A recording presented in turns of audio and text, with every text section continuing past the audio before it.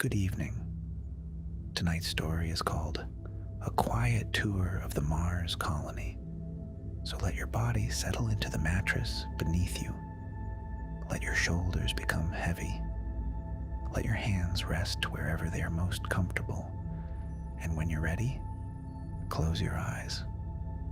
There's nowhere you need to be. There's nothing you need to accomplish. For the next little while, you would simply be visiting another world. You would be standing on Mars. The air around you would be thin and dry. The ground beneath your feet would be covered in fine red dust, stones, and ancient rock. There would be no trees, no grass, no birds moving across the sky, only the wide, quiet landscape stretching toward the distant mountains. The sunlight would look familiar, but softer than it would on Earth. The sky would have a muted orange color, with a faint haze hanging above the horizon. The sun would appear smaller than it did from Earth, yet still bright enough to cast long shadows across the ground. You would be standing near the edge of the colony. Behind you, the surface structures would form a small collection of buildings and equipment. There would be communication towers, solar panels, storage tanks, rovers resting beside their charging stations. A greenhouse would sit beneath a transparent protective structure, its interior glowing softly against the red landscape. Everything would be practical. Everything would have a purpose. There would be no large city rising above the horizon. Most of the colony would remain low against the ground. Much of it would be hidden beneath your feet. You might hear something approaching from behind you. A slow, mechanical rhythm. Not loud, just a series of soft movements against the ground. You would turn and see one of the colony's exploration walkers approaching. It would stand on 6 articulated legs with a compact cabin positioned above them. Each leg would move independently. One foot would settle onto a patch of rock. Another would find a clear section of soil. Then another. The vehicle would remain almost level as it moved. It would not travel quickly. There would be no reason to. The walker would be designed for the rougher parts of Mars, where loose soil, rocks, shallow depressions, and uneven slopes could make travel difficult for ordinary wheeled vehicles. You would watch as it passed a few meters away. The legs would move in a slow, careful rhythm beneath the cabin. Dust would gather briefly around its feet before settling again. The vehicle would continue toward the distant hills. You might watch it for a moment as it became smaller against the landscape. On Mars, there would be places where a wheeled rover could simply stop.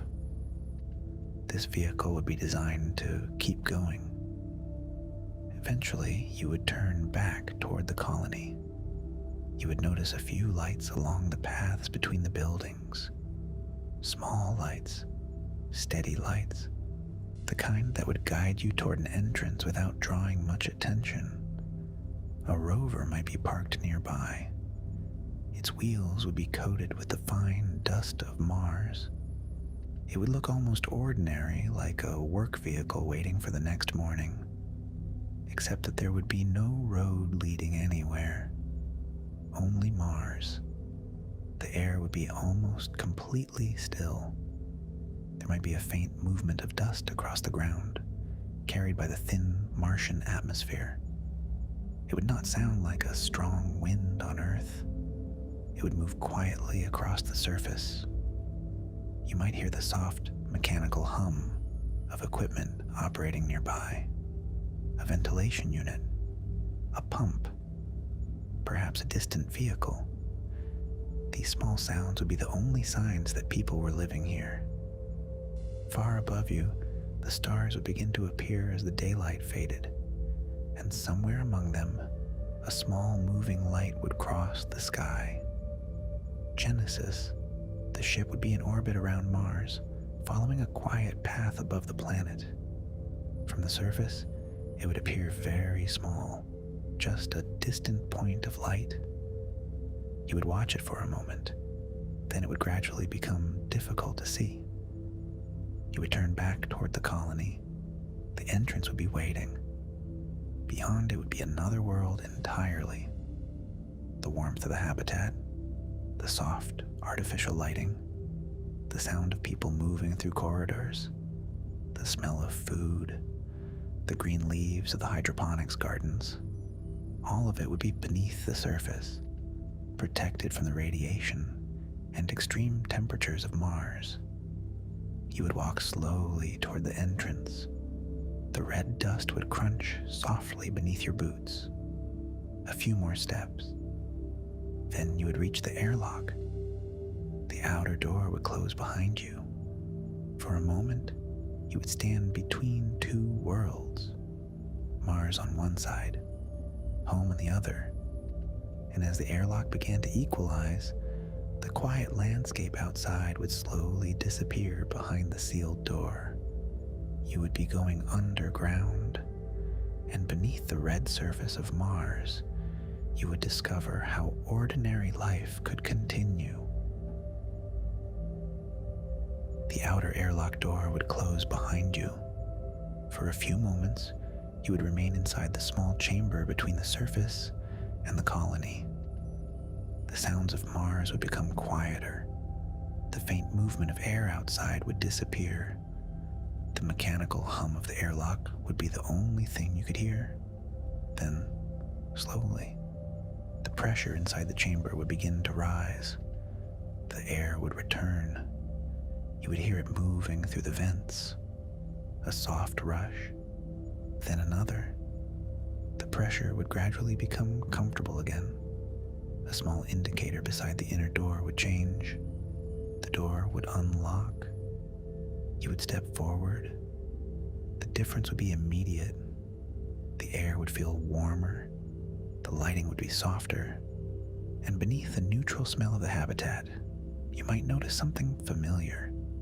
Coffee, food, clean clothing, the faint smell of plants somewhere farther below. You would be inside the colony. The passage ahead would lead toward a central elevator.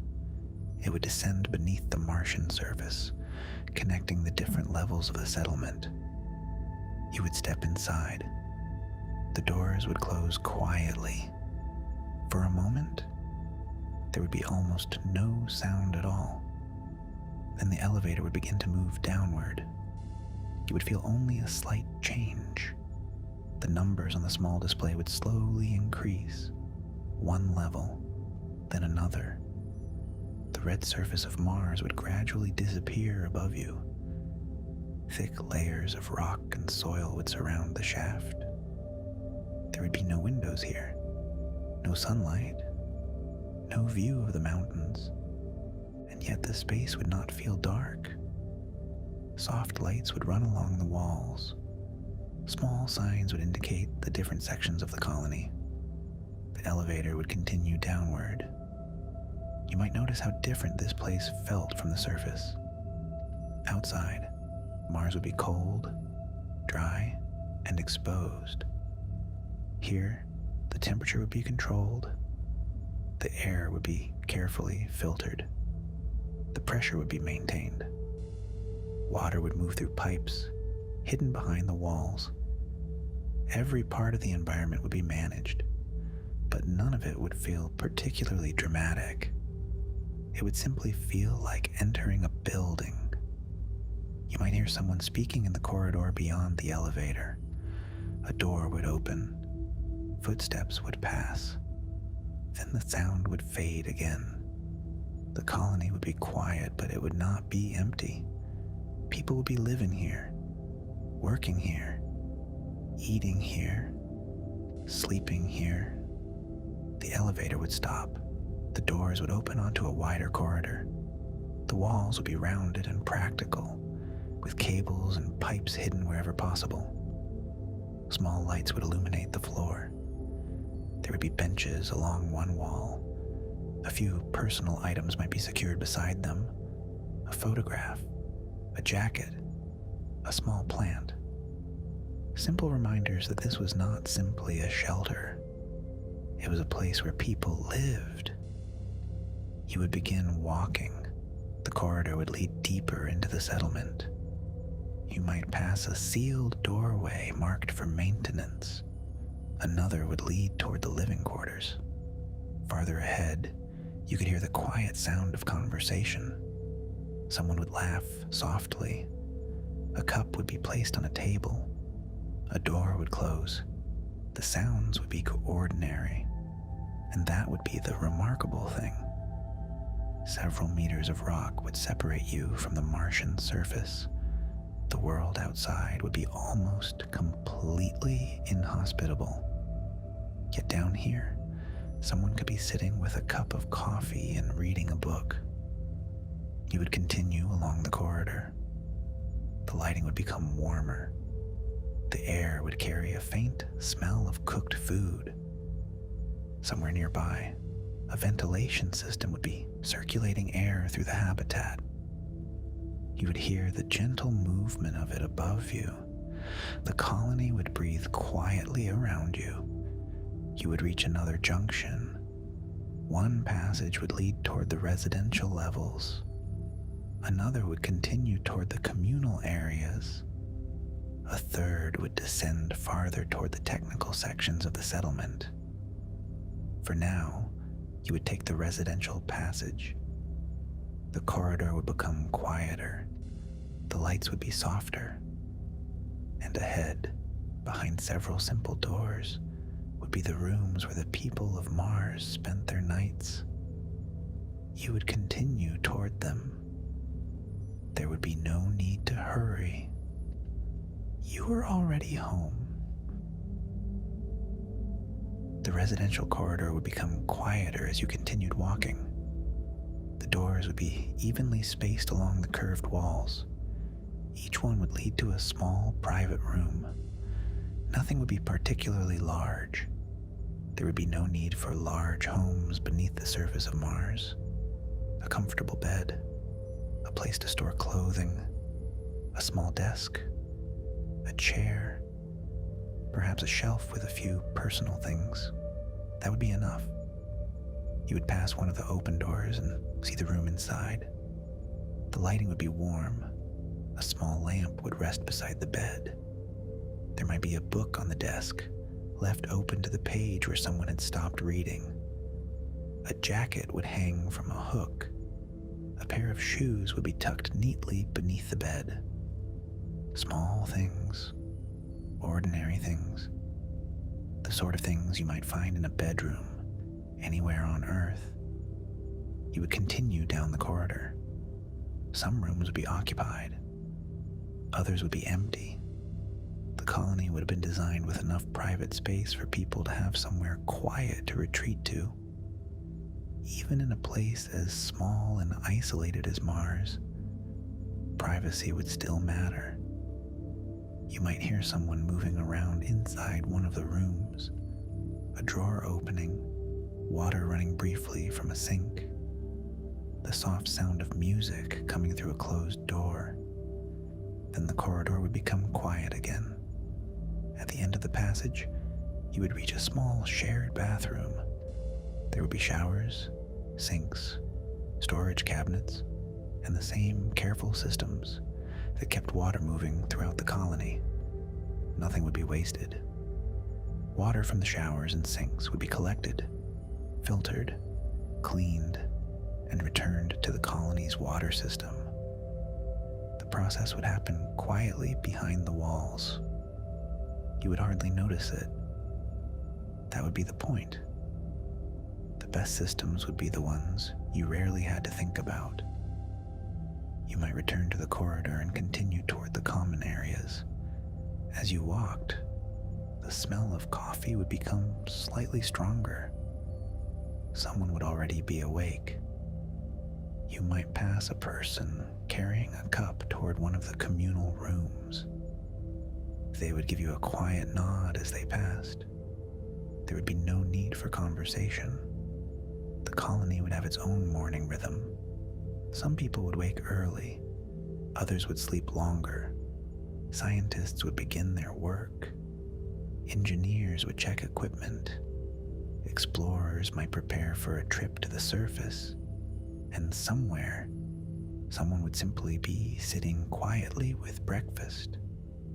The same small routines that had once belonged to mornings on Earth would continue here. You would reach the end of the residential corridor. Ahead, the passage would open into a larger common area. The ceiling would be slightly higher. There would be comfortable chairs and tables. A few plants would sit beneath soft, artificial lights. The walls would carry photographs of Earth, green forests, blue oceans, snow-covered mountains, places that looked very far away now. You might stop beside one of the photographs. The image would show a coastline beneath a bright blue sky. For a moment, you could almost imagine the smell of salt in the air, the warmth of sunlight, the sound of waves. Then you would look away. The photograph would remain on the wall. The colony would continue around you. Someone would laugh quietly from across the room. A cup would be placed on a table. The ventilation system would hum softly overhead. And beneath all of it, the colony would remain still and warm inside the Martian rock. You would sit for a moment. There would be nowhere else you needed to go yet. You could simply listen to the quiet sounds of people living their ordinary lives. Far above, Mars would remain cold and empty.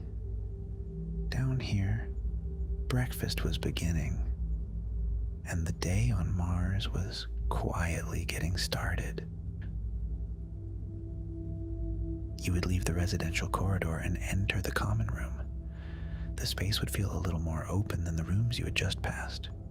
There would be tables arranged beneath soft, overhead lights, comfortable chairs, a few small plants, and along one wall, a long window looking into another part of the underground habitat.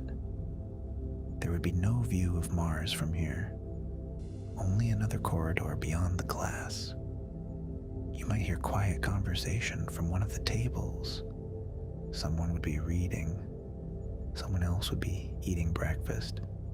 A few people might be checking messages on small screens. Nothing would feel particularly busy. The colony would have its own rhythm, and this room would be part of it. You might notice the smell before anything else. Fresh coffee, warm bread, something cooking nearby. The smell would remind you of an ordinary morning on Earth. Perhaps a kitchen in a small apartment, perhaps a cafe before work. It would be strange to realize that you were smelling those same familiar things beneath the surface of Mars. You would walk toward the kitchen area. The equipment would be compact and carefully arranged. There would be storage cabinets built into the walls, a small preparation counter, an oven, a sink. Everything would have been designed to use as little space and water as possible. Someone would be preparing breakfast. They might be cutting vegetables grown in the hydroponics section. A pot would be warming on the stove. Steam would rise gently from it. There would be no reason to hurry. Meals would be prepared, much as they were anywhere else. The ingredients simply happened to come from a greenhouse several levels below the Martian surface. You might pour yourself a cup of coffee. The cup would feel warm between your hands. You would take a slow sip. For a moment, it would be easy to forget where you were. The taste would be familiar. The warmth would be familiar. Even the quiet sounds of people eating and talking would be familiar. Then you might look toward the walls. A few meters of rock would separate this room from the surface. Beyond that rock would be the Martian landscape: red dust, dry valleys, distant mountains, a sky with almost no atmosphere. And yet here, someone would be sitting at a table reading a newspaper. Someone would be washing a cup. Someone else would be asking whether there was any more coffee. Ordinary life would continue. You might sit down for a while. The chair would support you comfortably. The table beneath your hands would feel solid and familiar. Across the room, a small plant would move slightly as air passed through the ventilation system. Its leaves would catch the light. You might notice how much care had gone into making this place feel comfortable. The colony could have been built as a collection of machines and shelters. Instead, there would be photographs on the walls, plants in the corners, books on shelves, food in the kitchen, places to sit, places to talk, places to be alone.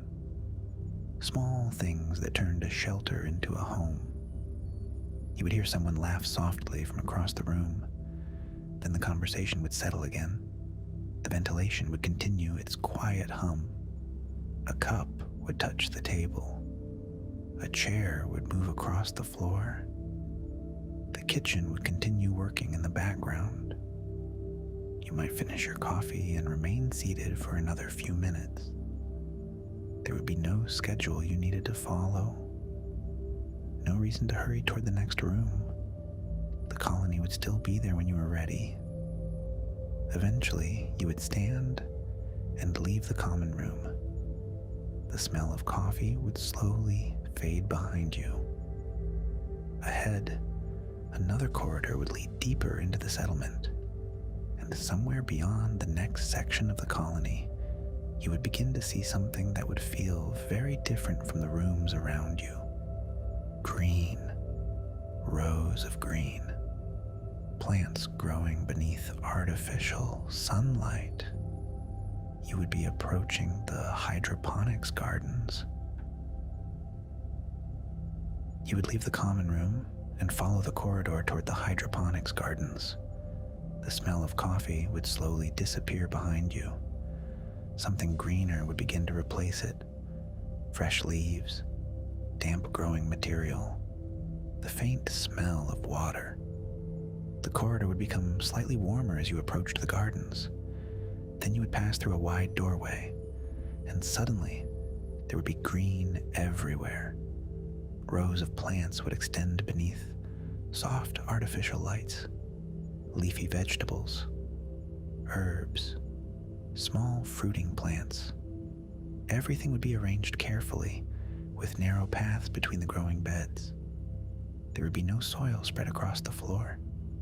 Instead, the plants would grow from carefully controlled systems that delivered water and nutrients directly to the roots.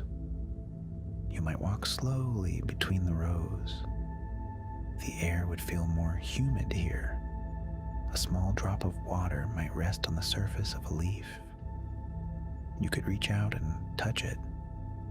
The leaf would feel cool beneath your fingers.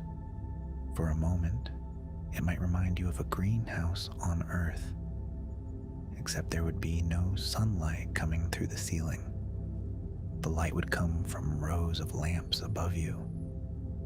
The water would come through pipes, and the air would be carefully controlled. Everything needed to make these plants grow would have to be provided by the colony. You might notice a quiet sound beneath your feet. Water moving through the growing system. Small pumps would circulate it continuously. The water would carry nutrients to the plants before being collected and returned through the system. It would be cleaned, measured, used again. Very little would be wasted. The same water could pass through the colony many times. You would hardly notice the process. You would simply see the plants growing. Some would be small enough to fit comfortably in your hands. Others would have reached toward the lights. Leaves would overlap. Vines would follow their supports. Small fruits would hang beneath the foliage. A crew member might be working farther down the aisle. They would inspect the plants one row at a time, checking leaves, looking for signs of disease, adjusting a growing tray, perhaps harvesting a few vegetables for the kitchen. The work would be quiet and repetitive. You would leave the hydroponics gardens and follow the corridor toward the research section. The smell of leaves and damp growing beds would slowly fade behind you. The air would become cooler again. The soft glow of the growing lights would disappear, replaced by the neutral lighting of the laboratory corridors. You would pass through another doorway. The space beyond would be quieter. There would be long work tables, computer screens, storage cabinets, and carefully arranged instruments. Nothing would be crowded. Everything would have its place. A scientist might be sitting at one of the workstations, looking through a set of measurements. Another might be examining a small sample beneath a microscope. There would be no rush. Research on Mars would often involve patience. A sample collected from the surface might take hours to prepare. A measurement might need to be repeated. A computer could spend an entire day comparing one set of results with another. Most of the work would be quiet. You might walk slowly past one of the laboratory windows. Beyond the glass, another room would contain shelves of sealed containers. Some would hold rocks collected from the Martian surface. Others might contain soil samples. Each one would have been carefully labeled and stored. You could imagine where they had come from. A dry valley, the edge of an old crater, a rocky slope several kilometers from the colony. Places that looked empty from a distance, but could contain traces of Mars's ancient history. You would continue along the laboratory corridor. A faint electronic hum would come from the equipment. Small fans would turn inside the instruments. A pump would start somewhere behind the wall. Then the room would become quiet again. You might stop beside a workstation. A screen would display a slowly changing graph. Another would show an image of a rock enlarged many times. The details would be subtle, fine grains, small cracks, different shades of mineral, things that might seem insignificant at first. But to someone studying Mars, they could tell a much larger story. You would not need to understand every number on the screens. You could simply watch them change. The laboratory would have its own rhythm. Measure, record, check, repeat. The same careful process would continue day after day. Some of the research would be focused on Mars itself, the rocks, the soil, the atmosphere, the history of water on the planet. Other work would be concerned with the people living here, how plants responded to the Martian environment, how microorganisms behaved in controlled habitats, how materials changed after long periods of exposure to radiation and dust. The questions would be important, but the work itself would remain ordinary. A person would sit at a desk. A machine would process a sample. A result would appear on a screen. Someone would write it down. Then the process would begin again. You might notice a small sealed container being carried past you. Inside would be a sample collected during an earlier expedition. The person carrying it would move carefully through the corridor. There would be no dramatic announcement. Just another piece of Mars being brought into the colony. You would continue walking. The laboratory would gradually open into a larger workspace. There would be equipment along the walls and several small preparation areas. A few protective suits would hang inside a storage cabinet. Their outer surfaces would be dusty from previous journeys to the surface. You might pause beside them. The suits would look bulky compared with ordinary clothing. They would need to provide pressure, temperature control, and protection from the Martian environment. Someone would check each suit before every expedition. Gloves, seals, visors, communication equipment. Small details that would make the difference between a comfortable journey and an uncomfortable one. You would leave the suits behind and continue toward the far end of the research level. The sounds of the laboratory would become quieter. Ahead, another corridor would lead toward the vehicle area. You might hear a door opening. Then the faint mechanical sound of equipment being prepared. The colony's explorers would be getting ready for another trip outside. You would continue toward them. Beyond the next doorway, you would see the machines that carried people across the surface of Mars. You would leave the research section and continue toward the vehicle area. The corridor would gradually become wider. The quiet sounds of the laboratory would disappear behind you, replaced by the occasional hum of machinery. Ahead, a large door would open into a spacious bay. This would be where the colony's exploration vehicles were kept. The room would be taller here. There would be enough space for vehicles to be inspected, cleaned, and prepared for another journey across the Martian surface. A few wheeled rovers would be parked along one wall. Their equipment would be covered in a fine layer of red dust. Some would have cameras mounted above their cabins. Others would carry small scientific instruments for collecting measurements and samples. You might walk past one of them and notice how compact it was. There would be no unnecessary space. Every surface would have a purpose. Every piece of equipment would have a place. Farther inside the bay, you would see the exploration walker you had watched earlier. Up close, it would appear larger than it had on the surface. Its 6 articulated legs would rest beneath the cabin. The joints would be thick and carefully protected. The feet would be broad enough to distribute the vehicle's weight across the loose Martian soil.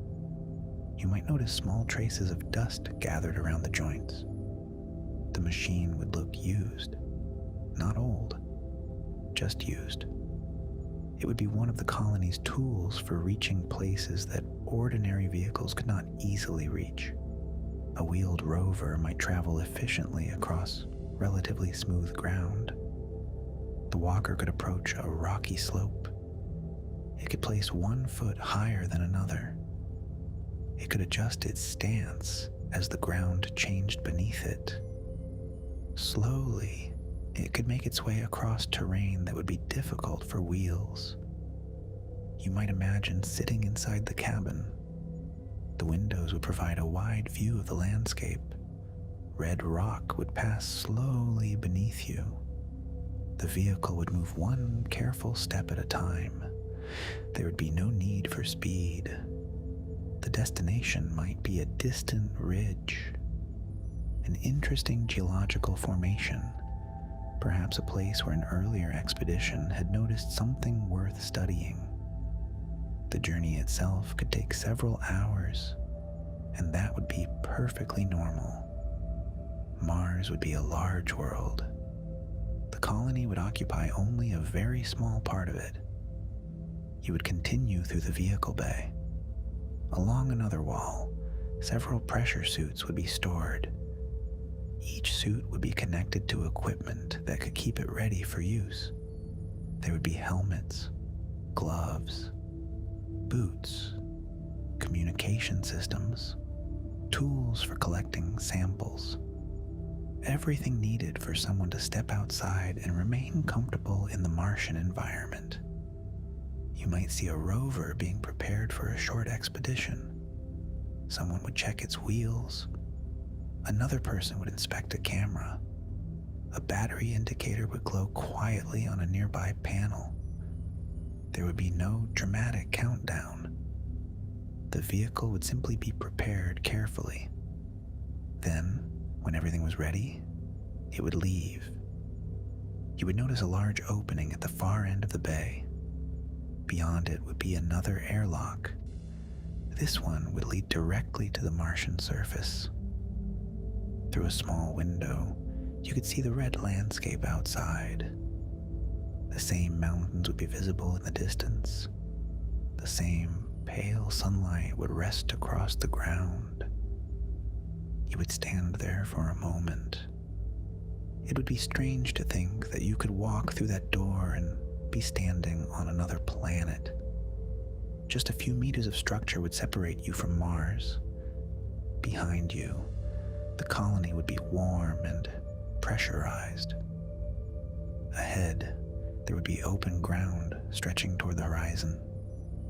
You would turn away from the door. There would be no need to go outside yet. The tour would continue deeper into the colony. Somewhere below you, pumps would be moving water. Above you, people would be eating breakfast. And behind you, the vehicles would wait quietly for their next journey. You would follow the corridor toward the lower levels. The sound of machinery would become a little more noticeable. Down there were the systems that kept everything else running. Air, water, heat, power. You would continue toward them slowly. There would be no hurry. The colony would be working quietly around you. You would continue down the corridor toward the lower levels of the colony. The sounds of the vehicle bay would slowly disappear behind you. The corridor would become quieter. The lighting would be softer here, and the walls would contain more pipes, cables, and access panels. This would be where some of the less visible parts of the colony were kept. The systems that made the rooms above comfortable. You would hear the ventilation first, a low, steady sound moving through the walls. Air would be circulating through the colony.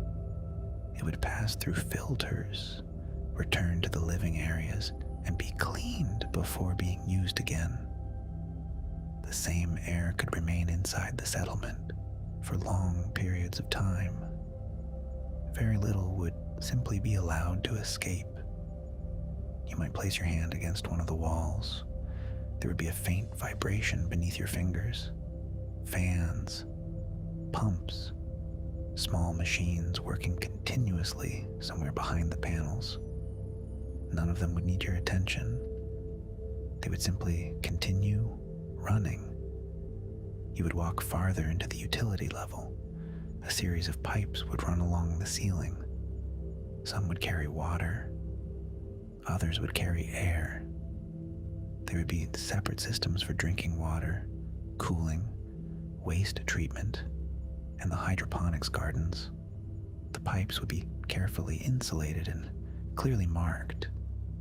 Everything would be arranged so that it could be inspected and repaired. Water would be especially important here. On Earth, you could turn on a tap and let water disappear down a drain.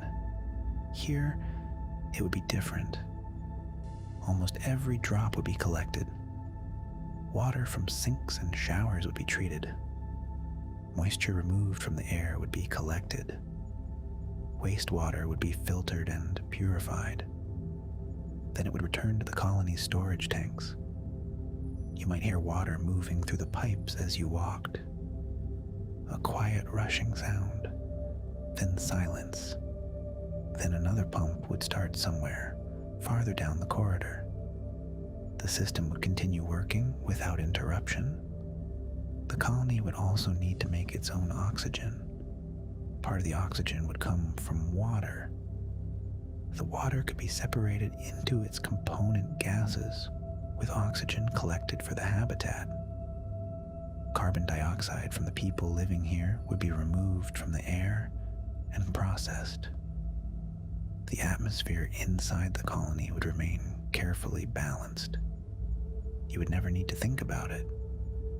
You would simply breathe. That was what the machines were there to provide.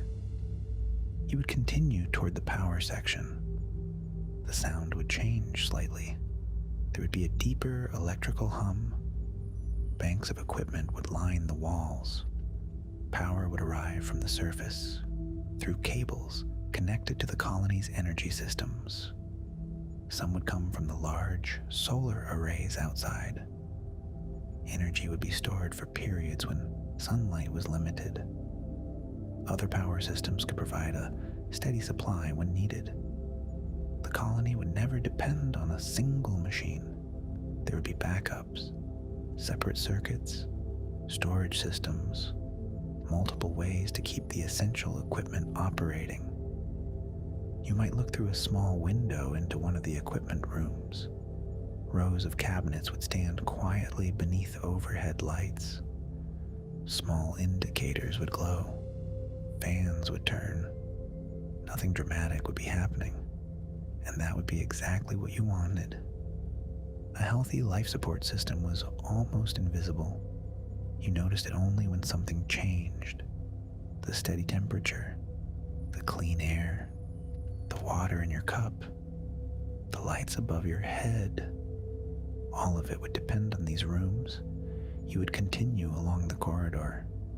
The deeper you went, the more distant the sounds of the living areas became. Yet you could still feel the colony around you. Air moving through the vents, water passing through the pipes, electricity flowing through the cables, heat moving quietly between different sections. The entire settlement would be connected. Every room would depend on another. The gardens would depend on water. The people would depend on the air. The laboratories would depend on power. And the power systems would depend on equipment maintained by the people. Nothing would exist completely on its own. You would eventually reach the end of the utility corridor. A small elevator would be waiting nearby. Its doors would open quietly. You would step inside. For the first time since entering the colony, you would begin moving upward again, toward the surface, toward Mars. The elevator would rise slowly. The utility rooms would disappear below you. The residential levels would pass. Then the common areas. And somewhere above, behind several meters of rock, the Martian landscape would be waiting. You would step out of the elevator and find yourself back near the upper levels of the colony. The familiar warmth of the living areas would return. You would hear quiet voices somewhere beyond the corridor. A door would open and close. The ventilation would continue its steady hum. For a moment, it might feel as though you had been underground for much longer than you had. You would continue toward the surface. The corridor would gradually become narrower. The lights would become brighter. Ahead, the airlock would be waiting. You would enter the chamber and stand quietly while the inner door closed behind you. There would be a short pause. Then the air would begin to change. The pressure would slowly decrease. You would hear the soft movement of air through the vents as the chamber prepared for the outside environment. The temperature would become cooler. The familiar smell of the habitat would gradually disappear. Then the outer door would open. Mars would be waiting. The light would seem brighter after the softer illumination underground. The landscape would stretch out in every direction. Red soil, dark rocks, distant hills. The same mountains you had seen earlier would still be resting along the horizon. But now, after spending time beneath the surface, the landscape might look slightly different. You would know what was beneath it. Under the ground, where there appeared to be nothing, people would be eating, working, sleeping, and growing food. The colony would seem much smaller from the outside. A few structures, a few towers, solar panels arranged across the ground, the greenhouse glowing softly in the distance, and beneath all of it, the larger settlement would remain hidden. You would walk a short distance from the entrance. The dust would move gently beneath your boots. The air would remain almost completely still. You might stop and look back at the colony. There would be no enormous buildings, no towers reaching into the sky. The settlement would blend into the landscape. That would be part of its purpose. Mars did not need to be changed completely.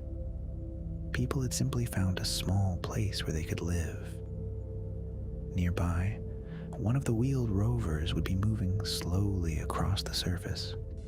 Its wheels would leave faint tracks in the dust.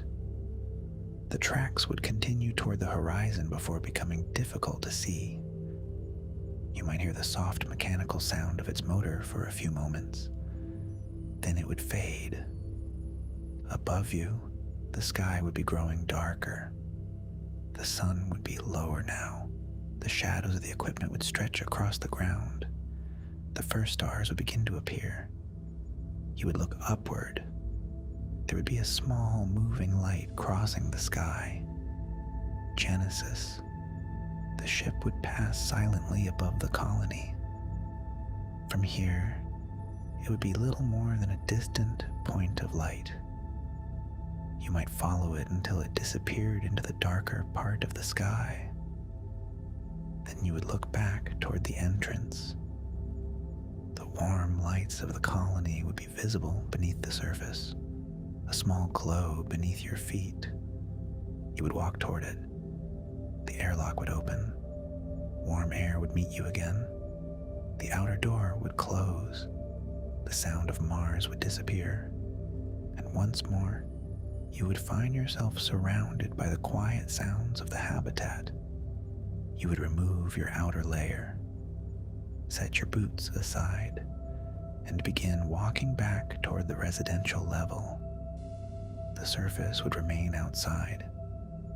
Mars would continue turning beneath the darkening sky, and below it, the colony would settle into its evening routine. You would return underground, not because you needed to escape Mars, but because, for now, this was home. You would return to the residential level as the colony slowly settled into the evening. The corridors would be quieter now. The morning conversations would have faded.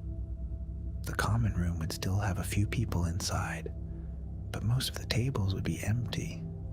You might hear someone washing a cup in the kitchen.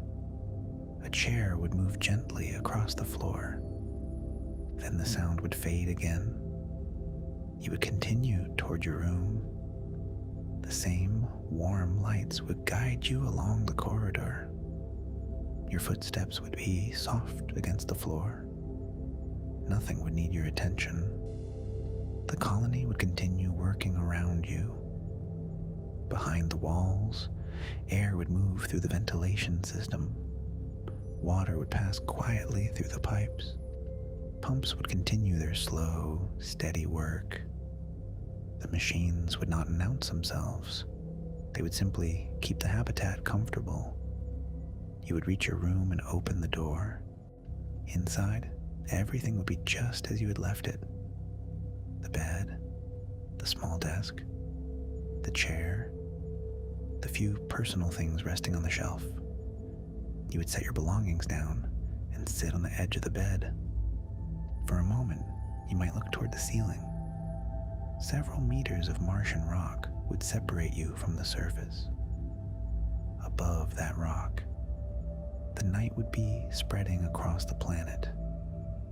The colony would be protected from the cold, protected from the thin atmosphere, protected from the radiation that reached the surface, but you would not feel surrounded by a fortress.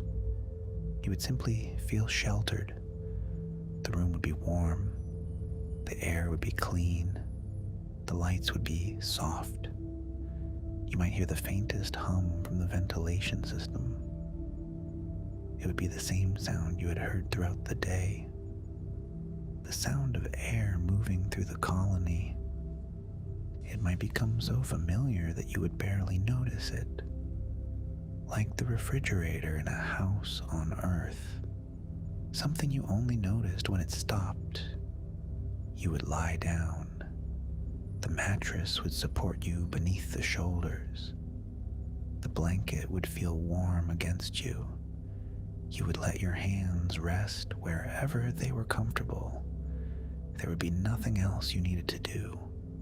Outside, Mars would continue turning slowly beneath the stars. The colony would become quieter as more lights were turned off.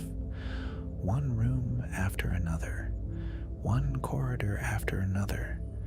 The common areas would empty. The laboratories would become still. The hydroponics gardens would continue glowing softly beneath their artificial sunlight. The plants would keep growing through the night. Water would continue moving through their roots. The leaves would remain still beneath the lights. Far below, the machinery would continue its quiet work. Air, water, power, heat, all moving through the colony while people slept. You might close your eyes. For a moment, you could imagine the surface above you, the red landscape beneath the stars, the distant mountains, the quiet equipment, the small tracks left by rovers in the dust, and somewhere high above, Genesis would continue its slow orbit around Mars. You would not be able to see it from your room, but you would know that it was there. A small light moving silently through the darkness, the same ship that had carried people across the vast distance from Earth, now passing above their new home. You would breathe slowly. The colony would breathe with you. The ventilation would hum softly. The air would move in and out. The room would remain warm and quiet. There would be nowhere you needed to go, nothing you needed to accomplish. Tomorrow would come when it came. For now, you could simply rest. Mars would remain outside. The colony would remain beneath it, and the quiet lights of humanity's small home would continue glowing beneath the surface. You would let yourself become still. You would let the sounds of the colony fade into the background, and eventually there would be nothing left to listen to except your own breathing. Good night, and sweet dreams. Our journey comes to an end. For now, thank you for traveling aboard the interstellar starship Genesis. If you'd like to continue exploring the stars with us, please consider subscribing for future voyages. Until we meet again, sleep well and safe travels.